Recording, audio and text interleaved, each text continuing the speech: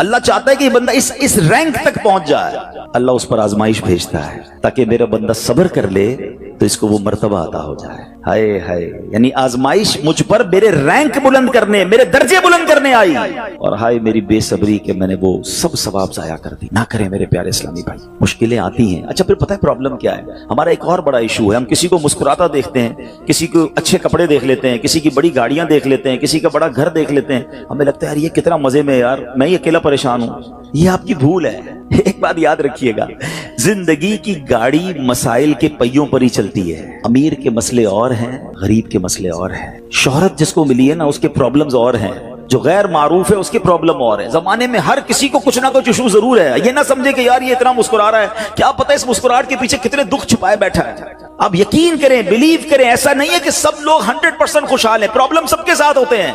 मैं क्या क्या बताऊं आपको, हमारे पास तो लोग दुआएं करवाने आते हैं ना, ऐसी ऐसी प्रॉब्लम बताते हैं कि पैरों से जमीन निकल जाती है। बाज़ औक़ात हम इतने बड़े घर में जाते हैं, उसकी गाड़ियां करोड़ों रुपए की खड़ी हैं, उनसे मुलाकात हुई, वो कहते हैं हज़रत आपसे एक अलग से दुआ करवानी है। जब वो बेचारा अपना मसला बताता है ना, हमें लगता है यार हमारा तो गम ही कुछ नहीं है। कितनी बड़ी आजमाइश से गुजर रहा है, कितनी बड़ी प्रॉब्लम से गुजर रहा है। मैं आज की आपको मिसाल देता हूँ। एक हमारे बहुत अच्छे भाई थे, आज से कुछ अरसा पहले उन्होंने हमें एक माशाल्लाह प्रॉपर्टी दावत इस्लामी के लिए, बच्चियों के मदरसे के लिए दी, और उसके चंद दिनों बाद उनका विसाल हो गया। उनको बेचारों को कैंसर था।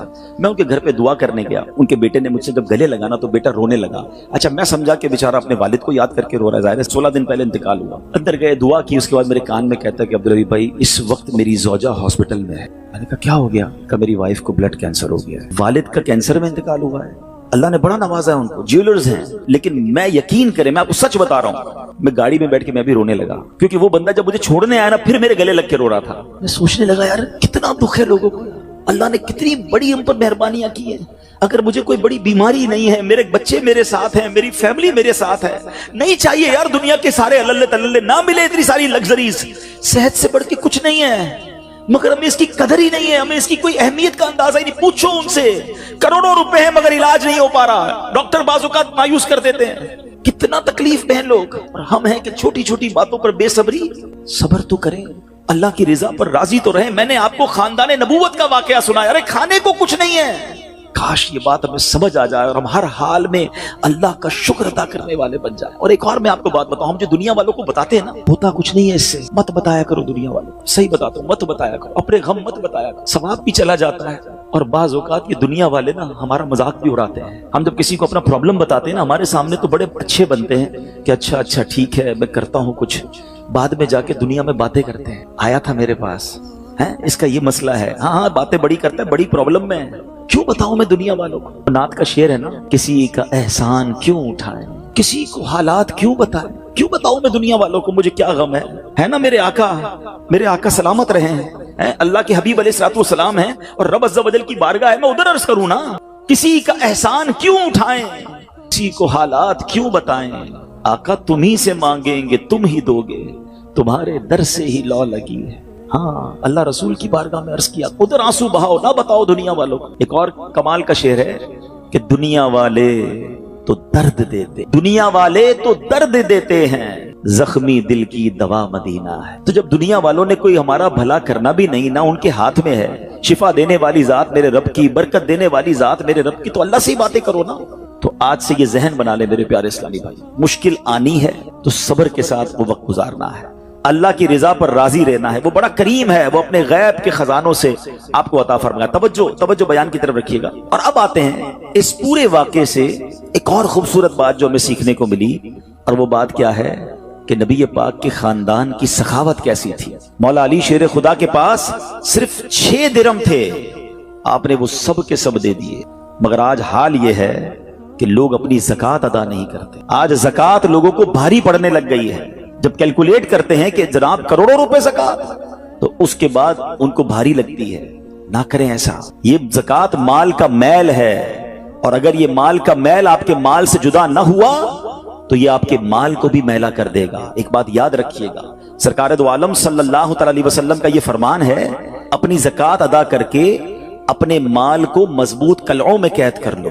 अगर मैं और आप चाहते हैं ना कि मेरी आपकी प्रॉपर्टी सिक्योर रहे, हमारे मालो असबाब सिक्योर रहे, तो हदीस पाक में तो फार्मूला मौजूद है कि अपने माल को ज़कात देकर मजबूत कलओं में कैद कर लो। लेकिन यहाँ ज़कात देने के लिए तैयार नहीं लोग।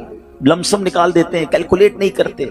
याद रखिए ये माल ही अजाब बन जाएगा अगर आप ज़कात पूरी अदा नहीं करते। अगर हमारे पाकिस्तान में सारे सरमायादार कुछ ना करें, अपनी ज़कात पूरी अदा कर दें, सारे जमींदार अपनी ज़कात पूरी अदा कर दें, आप अपनी आंखों से देखेंगे कि गुर्बत कितनी जल्दी खत्म होती चली जा रही है। मैंने एक बार कैलकुलेशन की, जरा सुनिएगा। पाकिस्तान ज़रई मुल्क है, ठीक है, और उसकी ज़राअत की जो कैलकुलेशन है वो इंटरनेट पर मौजूद है। You can search yourself. आप चेक कर लें कि 2023 में पाकिस्तान की टॉप 20 क्रॉप्स कौन कौन सी हुई हैं। आप इंटरनेट पर खुद ढूंढ लें, आपके सामने उस क्रॉप की कैलकुलेशन भी आ जाएगी कि इतने मिलियन टन, इतने जनाब करोड़ केजी जो है वो गंदुम हुआ, तो कॉटन हुआ, तो फ्रूट्स हुए, तो शुगर हुई। पाकिस्तान को अल्लाह ने बड़ा नवाजा है। शरीयत का हुक्म क्या है? जिस अल्लाह रसूल की हम बात कर रहे हैं, जिस इस्लाम को हमने कबूल किया है, शरीयत का हुक्म यह है कि अगर आपकी फसल उगती है तो उस फसल में अगर बारिश का पानी है और आप अपना पानी परचेज नहीं कर रहे और सिर्फ बारिश से आपकी फसल उग रही है, तो जितनी फसल उगी 10% उशर, क्या कहते हैं, 10वें हिस्से को, वो आपने निकाल देना है अल्लाह की राह में। वो गरीबों का हक है, वो ज़कात है ज़मीन की। और अगर आप पानी ट्यूबवेल वगैरह से लेते हैं, पैसों से खरीदते हैं, तो 5%। आप बिलीव करें, मैं बैठा कैलकुलेटर लेकर कि पाकिस्तान की टॉप 10 क्रॉप्स कितनी होती हैं, उसकी मालियत कितनी है, उसकी वैल्यू कितनी है, वो मैंने बनाई और उसका 5% लगाया, जो देना ही देना है। आप यकीन करें वो भी खरबों रुपए में बन गया। ये खरबों रुपए कहां है? अगर हम ज़कात देते तो कितने गरीबों का भला हो जाता, कितने घर खुशहाल हो जाते। अच्छा, ये तो सिर्फ जमीन की ज़कात है, प्रॉपर्टीज की ज़कात अरबों खरबों रुपए के लोग मालिक हैं, मगर जब कैलकुलेटर चलाते हैं ना, ओए होए होए ज़कात जनाब 10 करोड़ रुपए बन जाएगी, तो फिर भारी लगती है। अल्लाह के बंदे, अल्लाह ने 4 अरब दिए हैं तो 10 करोड़ ज़कात है ना, तो टेंशन काहे की है? शुक्र अदा करो। अल्लाह ने देने वाला बनाया, मांगने वाला नहीं बनाया। मगर आज ज़कात भारी पड़ गई है। आपको पता है कारून क्यों धसाया गया था? कारून ये हजरत मूसा का कजन था, ये तौरात का आलिम था और बड़ा बड़ा आलिम दीन था। मगर जब हजरत मूसा ने उसको ज़कात का हुक्म दिया ना, उसके पास कितने पैसे थे कि कुरान कहता है उसकी खजानों की चाबियां एक जमात लेकर चलती थी। खजाने नहीं, सिर्फ कीज ऑफ द ट्रेजर, इतना खजाना था। मगर क्या हुआ ये कि जब हजरत मूसा ने उसको कहा, अच्छा उस जमाने पता है ज़कात कितनी थी? अभी तो 100 पे 2.5 है ना, 1000 पे 1। आपने फरमाया हर 1000 पर 1 तुमने ज़कात देनी है। उसने कैलकुलेट किया तो बहुत बनते थे। हजरत मूसा के खिलाफ हो गया, ज़कात का इनकार किया, अपने खजानों के साथ जमीन में धसा दिया गया। प्लीज खुदा के वास्ते इस आवाज को सब मिलकर आगे बढ़ाएं। मैं तो ये समझता हूं जिस तरह हम नमाज की बात करते हैं कि नमाज पढ़ो, ज़कात दें, बेशक किसी को भी दें, जो हकदार है उसको दें, मगर ज़कात पूरी दें। पाकिस्तान खुशहाल हो जाएगा, गरीबों का भला हो जाएगा। लेकिन ज़कात जिसकी हजारों लाखों में शायद वो निकाल देता है, मगर जब ज़कात करोड़ों में हो रही है तो लोगों के दिलों पर बोझ बनती जा रही है। इसको बोझ ना बनने देना। मैं एक दुआ करता हूं आज, अगर आपको लगे तो आप भी आमीन कह देना। अपने लिए तो मैं कई बार ये दुआ करता हूं कि या अल्लाह मुझे वो माल ना देना जिसकी ज़कात मुझ पर भारी हो जाए। अहो आमीन। या अल्लाह वो माल देना कि मैं खुश दिली से तेरी राह में ज़कात दूं। अच्छा, ये भी बड़ा इशू है, पैसे निकलते हैं तो भारी बड़े पड़ते हैं। अल्लाह फरमाता है तुम उस वक्त तक भलाई को नहीं पहुंच सकते जब तक अपनी प्यारी चीज राह खुदा में खर्च ना करो। आप बेहतरीन खर्च करो ना, अल्लाह आपको उससे ज्यादा अता फरमाएगा। अच्छा, जब भी कैलकुलेटर, देखिए कुछ चीजें कैलकुलेटर से कैलकुलेट होती हैं, मगर अल्लाह की राह में जो खर्च करने वाला मामला है ना, वो रहमत के कैलकुलेटर से कैलकुलेट होता है। वो मेरे और आपके कैलकुलेटर से कैलकुलेट नहीं होगा। आप हिसाब करेंगे कि यार मौलाना साहब कह रहे हैं अल्लाह की राह में खर्च करने से माल कम नहीं होता, करोड़ रुपए हैं, 2.5 लाख ज़कात दूंगा तो 97.5 बच गए, ये तो कम हो गए। आप इसको कहीं नोट कर लीजिए, अगले साल आप करोड़ रुपए की ज़कात नहीं दे रहे होंगे, आप उससे ज्यादा की ज़कात दे रहे होंगे। ये कैसे? जो भी ज़कात देता है आप उसको पूछ लीजिए, हर साल उसकी ज़कात बढ़ती है। क्यों बढ़ती है भाई? ज़कात तो कम हो, पैसे कम होने चाहिए थे। नहीं जनाब, ये मेरे नबी अलैहिस्सलाम का वादा है। वैसे तो मेरे आका जो फरमाए हक है, मगर इस हदीस में अल्लाह के रसूल अलैहिस्सलाम ने कसम उठाई। आप फरमाते हैं मैं कसम खाकर कहता हूं अल्लाह की राह में खर्च करने से माल कम नहीं होता।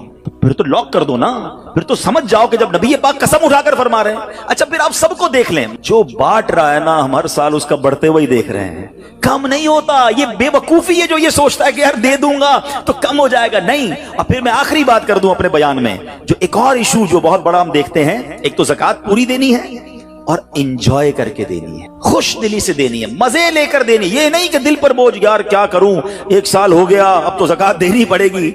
नहीं, ये नहीं। दो और इंजॉय करो, अल्लाह की राह में खुश दिली से दो। एक वाकया सुन ले, बात और क्लेरिफाई हो जाएगी। हजरत अबू जाफर अपने जमाने के बड़े अब्दाल हैं, उनके घर में एक फकीर आया तो उन्होंने अपनी ज़ौजा को कहा कि اپنے پاس کیا ہے دینے کے لیے؟ کہا حضور صرف 4 انڈے ہیں گھر میں, nothing else, 4 eggs only. کہا یہ چاروں ہی دے دو. ایمان اور عقیدہ اور بلیف دیکھیں, چاروں دے دو. چاروں دے دیے. تھوڑی دیر بعد دروازے پر دستک ہوئی, دیکھا تو ایک بندہ ٹوکری لے کر آیا. کہا کیا آئے؟ بیگم سے پوچھا. کہا آپ کے دوست نے انڈے بھجوائے ہیں. کہا کتنے آئے ہیں؟ کمرہ صاحب ذرا سنیے گا, کتنے آئے؟ تو کہا کہ 30 آئے ہیں. 30 کس حساب سے آئے؟ ہم نے تو 4 دیے تھے نا. اب ایمان, ان کا عقیدہ اور ان کا بلیف دیکھے, کیا 4 دیے تو 40 آنے چاہیے تھے. ایک کا 10 اللہ کا وعدہ ہے نا. تو کہا حضور آئے تو 40 ہیں مگر 10 انڈے ٹوٹے ہوئے ہیں. تو آپ نے اپنی زوجہ سے پوچھا کہ سچ بتاؤ جو تم نے 4 دیے تھے اس کی کنڈیشن کیا تھی؟ کہا حضور بات یہ, جب میں نے 4 دیے تھے نا اس میں بھی 3 ثابت تھے, ایک ٹوٹا ہوا ہی تھا. یہ فارمولہ آج یاد کر لو, پورے دو گے پورے ملیں گے, ٹوٹے دو گے ٹوٹے ملیں گے. اب آپ چیک کیجئے کہ جب اللہ کی راہ میں خرچ کرنے کی باری آتی ہے, میں اپنا مال دل سے نکلتے ہوئے دکھ ہو رہا ہے یا خوشی ہو رہی ہے, بہترین دے رہا ہوں یا بچانے کی کوشش کر رہا ہوں. ہمیشہ یاد رکھیں, ہم اللہ کی راہ میں خرچ کرتے ہیں, ہمارے پیسے نہیں پہنچتے وہاں پر, وہاں نیت پہنچتی ہے. اب مجھے بتاؤ نا یار, ہم اپنے لیے خرچ کرتے ہیں بہترین کھانا, بہترین لباس, اور غریب کو دینا ہے تو بچا ہوا لیفٹ اوور. اب اچھا اب میں کہتا ہوں 100 بندوں کو نہیں کھلا سکتے, نہ کھلائیں, 2 کو کھلائیں, اچھا کھلائیں, کوئی بات نہیں. آپ کسی کے دل میں خوشی تو داخل کریں. اپنے گھر والوں کے لیے لباس خرید لیں, 2 غریب بچوں کے لیے ویسا ہی لباس خرید لیں, پھر دیکھیں آپ کو کیسی برکتیں ملتی ہیں. تو ہمیں اس بار یہ ایک انداز اختیار کرنا ہے کہ ہم نے اللہ کی راہ میں بہترین خرچ کرنا ہے. اس کو ہم ایک غلطی کیا کرتے ہیں, فطرے کی. جو فطرے کی جو بات ہے اس میں آپ کو ایک بات بتاتا ہوں. فطرہ حدیث پاک میں 4 قسم کا بیان ہوا ہے, گندم کا, جو کا, کشمش کا اور کھجور کا. ٹھیک ہے, لیکن ہم بچپن سے سن رہے ہیں, جب بھی فطرے کی باری آتی ہے ہم پہلے 50 روپے تھا وہ دے دیا, 100 دے دیا, 200 دے دیا, 300 دے دیا. ہمیں یہ پوری حدیث یا تو ہم نے پڑھی نہیں تھی یا ہمارے ذہن میں نہیں تھی, مگر حدیث پاک میں 4 قسم کا فطرہ بیان ہوا ہے. غریب آدمی گندم کا فطرہ دے دے کوئی بات نہیں, مگر جو روزانہ بہترین افطاری کر رہا ہے, بہترین کھانے کھا رہا ہے, سچ بتاؤ اس کو کون سا فطرہ دینا چاہیے؟ میری افطاری روز اجوا کھجور سے ہے اور عید والے دن میں گندم کا فطرہ دے آتا ہوں. ہمیشہ یاد رکھے, اچھا خرچ کرے نا. اس بار فطرہ جس کو اللہ نے جیسا نوازا ہے, غریب آدمی کے لیے بات نہیں کر رہا, جس کو نوازا ہے رب نے. کیا ہم کبھی ایسا کرتے ہیں کہ عید کی شاپنگ کے لیے جائیں, دکاندار سے کہیں کہ یار جو کپڑا سب سے سستا ہے وہ نکال دو, سب سے سستے جوتے نکال دو, میں نے عید پڑھنی ہے. بہترین چاہیے, اپنے لیے بہترین لینا ہے, اللہ کی راہ میں لوئسٹ والا فطرہ دینا ہے. خود غور کریں, خرچ کیجئے گا, دل سے کریں, اللہ اور نوازے گا. اور یہ تو وقت ہے لوگوں کو بانٹنے کا, یہ وقت ہے مسلمان بھائیوں کا ہاتھ پکڑنے کا, غریبوں کی مدد کرنے کا. کسی کی افطاری اچھی کر دیں, کسی کی سحری اچھی کر دیں, کسی کو لباس دے کر اس کی عید اچھی کر دیں. نہ جانے کس کی دعا کے صدقے آپ کا بیڑا پار ہو جائے گا. تو اے میرے پیارے اسلامی بھائیوں, جو میں نے مولا علی شیر خدا کرم اللہ تعالی وجہ الکریم اور ان کے خاندان کا واقعہ سنایا, اس میں میسج ہی یہ تھا کہ سخاوت اس کو کہتے ہیں. یہ ہے اللہ کی راہ میں خرچ کرنا جو کیسے بلاؤں کو اور بیماریوں کو دور کرتا ہے. مگر آج حال یہ ہے, یقین جانے دکھ ہوتا ہے جب ہم ملتے ہیں لوگوں سے, ان کی ویلتھ پتہ ہوتی ہے مگر زکوٰۃ پوری دینے کے لیے کوئی تیار نہیں ہے. خدا رسول کے واسطے آپ بھی اور یہ پیغام کو عام کریں. میں نہیں کہتا آپ دعوت اسلامی کو دیں, کہ زکوٰۃ تو پوری دو یار.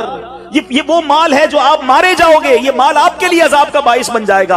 اور واللہ میں 2-4 دن پہلے ایک بزنس مین کے پاس گیا, بعض اوقات ہمیں بزنس مین بھی سکھا رہے ہوتے ہیں. کیا کمال کی اس نے مجھے بات کہی, وہ کہتا ہے عبدالحبیب بھائی میرا یہ پیغام ذرا بزنس کمیونٹی تک پہنچائیے گا کہ جو زکوٰۃ نہیں دیتے نا اور جو خرچ نہیں کرتے, ان کو پتہ ہی نہیں ہے وہ کتنا بڑا لاس کر رہے ہیں. جب سے میں نے بانٹنا شروع کیا ہے میرے مال میں ایسے برکت آئی ہے, میں خود حیران ہوں. میرے سامنے ڈیل ہوتی تھی وہ مجھے نظر نہیں آتی تھی, میں ادھر اللہ کی راہ میں صدقہ کرتا ہوں, ایسا لگتا ہے آنکھوں سے پردہ اٹھتا ہے, میرا کام ہو جاتا ہے. تو ان کو بتائیے آپ اپنا خود نقصان کر رہے ہیں اللہ کی راہ میں خرچ نہ کر کے. تو یہ ڈیوٹی ہے, بچپن سے سنا تھا اسلام کے 5 پلر ہیں, توحید, روزہ, نماز, حج اور زکوٰۃ. ہم زکوٰۃ کو تو ایسے اگنور کر بیٹھے ہیں کہ جناب دے دی اپنی مرضی سے, کوئی 5 لاکھ دیتا ہے, کوئی 10 لاکھ دیتا ہے. زکوٰۃ کس کو جاری ہے یہ بھی نہیں سوچ رہے کہ میری زکوٰۃ کا یہ مستحق ہے کہ نہیں, میں جس آرگنائزیشن کو دے رہا ہوں اس کے پاس کوئی زکوٰۃ ادا کرنے کا صحیح فارمولہ ہے کہ نہیں, یا میں جس بندے کو دے رہا ہوں وہ زکوٰۃ کا مستحق ہے کہ نہیں. بس سر سے ایک بوجھ اتارنا ہے, لم سم اماؤنٹ دے دینی ہے, یہ نہیں چلے گا. خدا را یاد رکھیے, زکوٰۃ پوری کیلکولیٹ کرنا بھی آپ کی ذمہ داری ہے اور صحیح مستحق تک پہنچانا بھی آپ کی ذمہ داری ہے. اور آپ بلیو کریں جس دن آپ نے یہ کام کر لیا آپ ملٹیپلیکیشن دیکھیں گے, آپ اپنے غم اور اپنی پریشانیاں دور ہوتے ہوئے دیکھیں گے. میں رب کریم سے دعا کرتا ہوں اللہ ہمیں دل کھول کر اپنی راہ میں خرچ کرنے کی توفیق عطا فرمائے. اور پھر سب سے پہلا حق آپ کی زکوٰۃ زکوٰۃ کا وہ حق ہے آپ کے اپنے غریب رشتہ داروں کا. اپنے غریب رشتہ داروں کو آپ دیجئے زکوٰۃ, کیونکہ جو اپنے رشتہ داروں کو زکوٰۃ دیتا ہے, صدقہ کرتا ہے, اس کو ڈبل ثواب ملتا ہے, ایک صدقہ دینے کا, ایک صلہ رحمی کرنے کا. اور پھر آپ کے غریب رشتہ داروں سے بعد زکوٰۃ بچ جائے تو پھر میری گزارش ہے کہ دعوت اسلام کتنے بڑے پیمانے پر دنیا میں کام کر رہی ہے, تو اپنی زکوٰۃ کا اپنا حصہ جو ہے اس میں ضرور عطا فرمائیں. اللہ کریم ہم سب کا جمع ہونا اپنی بارگاہ میں قبول فرمائے, آمین بجاہ النبی الامین صلی اللہ تعالی علیہ وسلم. سورہ کوثر. سورہ کوثر کا تعارف, مقام نزول. علامہ علی بن محمد خازن رحمت اللہ تعالی علیہ فرماتے ہیں سورہ کوثر جمہور مفسرین کے نزدیک مکیہ ہے اور بعض مفسرین کے نزدیک مدنیہ ہے. آیات, کلمات اور حروف کی تعداد, اس سورت میں 1 رکوع, 3 آیتیں, 10 کلمے اور 42 حروف ہیں. کوثر نام رکھنے کی وجہ, کوثر سے دنیا اور آخرت کی بے شمار خوبیاں مراد ہیں اور جنت کی ایک نہر کا نام بھی کوثر ہے. اس سورت کی پہلی آیت میں یہ لفظ موجود ہے, اس مناسبت سے اسے سورہ کوثر کہتے ہیں. سورہ کوثر کے مضامین. اس سورت کا مرکزی مضمون یہ ہے کہ اس میں اللہ تعالیٰ نے اپنے حبیب صلی اللہ تعالی علیہ وآلہ وسلم کی مدحت بیان فرمائی ہے اور اس میں یہ مضامین بیان ہوئے ہیں. نمبر 1, اس کی پہلی آیت میں اللہ تعالیٰ کے اس فضل و احسان کا بیان ہے جو اس نے اپنے حبیب صلی اللہ تعالی علیہ وسلم پر فرمایا. نمبر 2, دوسری آیت میں نبی کریم صلی اللہ تعالی علیہ وسلم سے فرمایا گیا کہ اللہ تعالیٰ کے فضل و احسان کے شکریہ میں نماز پڑھتے رہیں اور قربانی کریں. نمبر 3, تیسری آیت میں فرمایا گیا کہ جو اللہ تعالیٰ کے حبیب صلی اللہ تعالی علیہ وآلہ وسلم کا دشمن ہے وہی ہر خیر سے محروم ہے. سورہ ماعون کے ساتھ مناسبت. سورہ کوثر کی اپنے سے ماقبل سورت ماعون کے ساتھ مناسبت یہ ہے کہ سورہ ماعون میں کافروں اور منافقوں کی جو صفات بیان کی گئیں ان کے مقابلے میں سید المرسلین صلی اللہ تعالی علیہ وآلہ وسلم کے اوصاف سورہ کوثر میں بیان کیے گئے. بسم اللہ الرحمن الرحیم. ترجمہ, اللہ کے نام سے شروع جو نہایت مہربان رحمت والا ہے. اِنَّا أَعْطَيْنَاكَ الْكَوْثَرَ فَصَلِّ لِرَبِّكَ وَانْحَرْ إِنَّ شَانِئَكَ هُوَ الْأَبْتَرُ. ترجمہ, اے محبوب, بے شک ہم نے تمہیں بے شمار خوبیاں عطا فرمائیں تو تم اپنے رب کے لیے نماز پڑھو اور قربانی کرو, بے شک تمہارا دشمن ہی ہر بھلائی سے محروم ہے. إِنَّا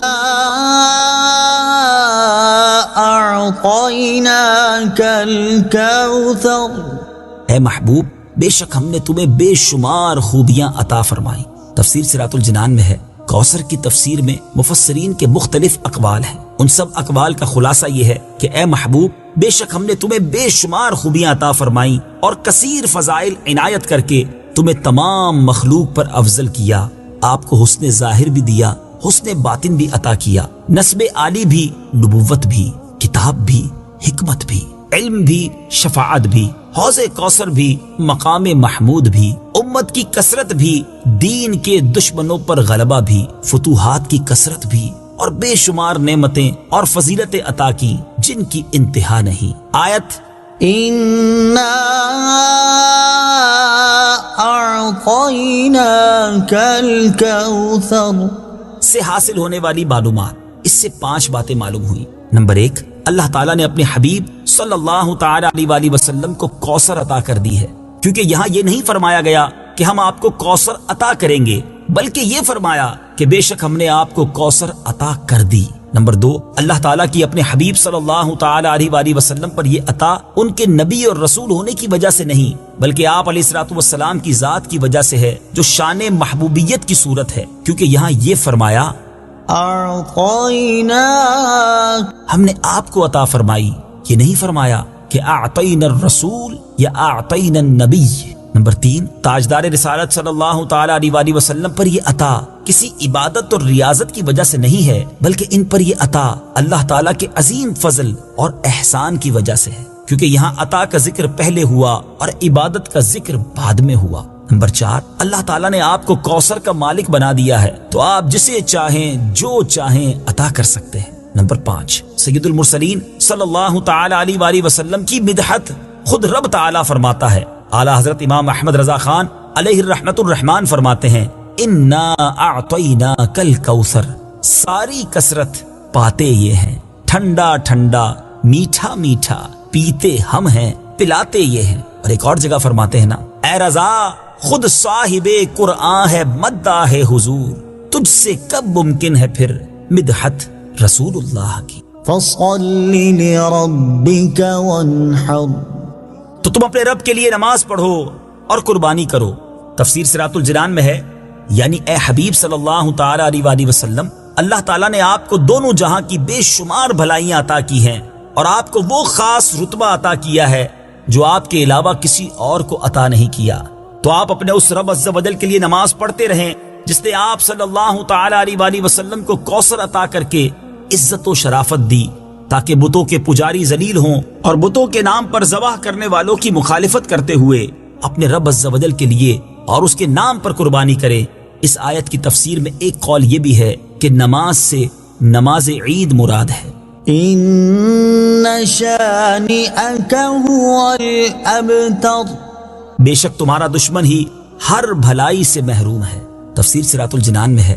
شان نزول، جب سید المرسلین صلی اللہ تعالی علیہ وآلہ وسلم کے فرزند حضرت قاسم کا وصال ہوا تو کفار نے آپ کو ابتر یعنی نسل ختم ہو جانے والا کہا، اور یہ کہا کہ اب ان کی نسل نہیں رہی، ان کے بعد اب ان کا ذکر بھی نہ رہے گا اور یہ سب چرچا ختم ہو جائے گا. اس پر یہ سورہ کریمہ نازل ہوئی اور اللہ تعالیٰ نے ان کفار کا بالغ رد فرمایا اور اس آیت میں ارشاد فرمایا کہ اے حبیب صلی اللہ تعالی علیہ وآلہ وسلم، بے شک تمہارا دشمن ہی ہر بھلائی سے محروم ہے، نہ کہ آپ، کیونکہ آپ کا سلسلہ قیامت تک جاری رہے گا. آپ کی اولاد میں بھی کثرت ہوگی اور آپ کی پیروی کرنے والوں سے دنیا بھر جائے گی. آپ کا ذکر ممبروں پر بلند ہوگا. قیامت تک پیدا ہونے والے عالم اور واعظ اللہ تعالیٰ کے ذکر کے ساتھ آپ کا ذکر کرتے رہیں گے، اور آخرت میں آپ کے لیے وہ کچھ ہے جس کا کوئی وصف بیان ہی نہیں کر سکتا.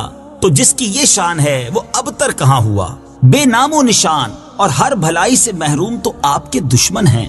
اعلیٰ حضرت امام احمد رضا خان رحمت اللہ تعالی علیہ اس سورت کی تفسیر بیان کرتے ہوئے فرماتے ہیں، عاص بن وائل شقی نے جو صاحبزادہ سید المرسلین صلی اللہ تعالی علیہ وآلہ وسلم کے انتقال پرملال پر حضور کو ابتر یعنی نسل بریدہ کہا، حق تعالی نے فرمایا انا اعطیناک الکوثر.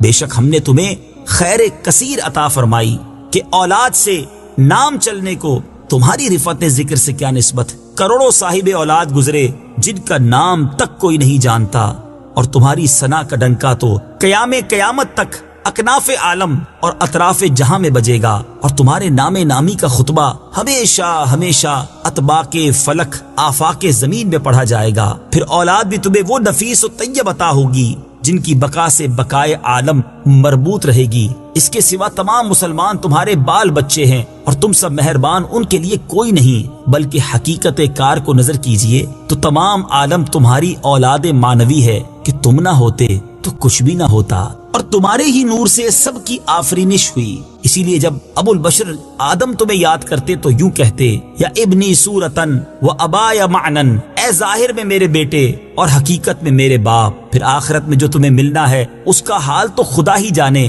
جب اس کی یہ عنایت بے غایت تم پر مبذول ہو تو تم ان اشقیاء کی زبان درازی پر کیوں ملول ہو، بلکہ فصل لربک وانحر. رب کے شکرانے میں اس کے لیے نماز پڑھو اور قربانی کرو. ان شانئک هو الابتر. جو تمہارا دشمن ہے وہی نسل بریدہ ہے کہ جن بیٹوں پر اسے ناز ہے، یعنی عمرو و حشام رضی اللہ تعالی عنہما، وہی اس کے دشمن ہو جائیں گے اور تمہارے دین حق میں آ کر بوجہ اختلاف دین اس کی نسل سے جدا ہو کر تمہارے دینی بیٹوں میں شمار کیے جائیں گے. پھر آدمی بے نسل ہوتا تو یہی صحیح کے نام نہ چلتا. اس سے نام بد کا باقی رہنا 1000 درجے بدتر ہے. تمہارے دشمن کا ناپاک نام ہمیشہ بدی و نفرین کے ساتھ لیا جائے گا اور روز قیامت ان گستاخیوں کی پوری سزا پائے گا. والعیاذ باللہ تعالی. اس سے معلوم ہوا کہ حضور پر نور صلی اللہ تعالی علیہ وآلہ وسلم کا اللہ تعالیٰ کی بارگاہ میں مقام اتنا بلند ہے کہ ان کے گستاخ کو اس